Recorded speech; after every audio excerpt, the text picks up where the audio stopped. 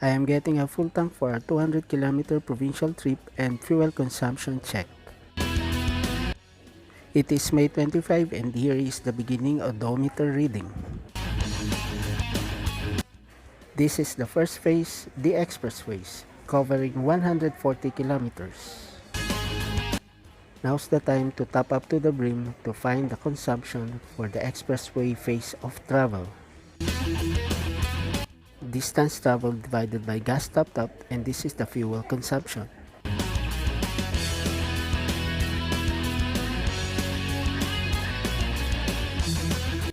Extending the trip for the next phase is climbing the mountain to the city of Baguio.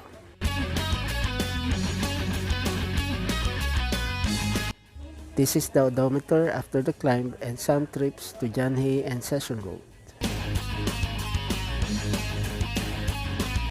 Gas consumption will be computed on May 31. So this is the gas top up after the climb and the city driving.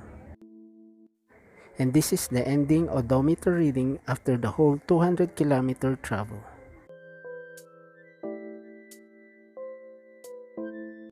Ending odometer less beginning odometer less distance traveled in the expressway equals climbing and city driving distance.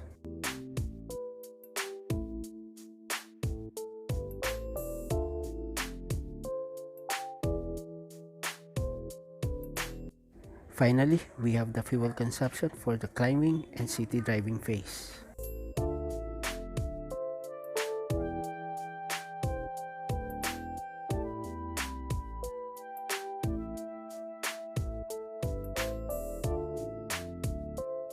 The overhauling of the automatic transmission is a factor in the new fuel consumption.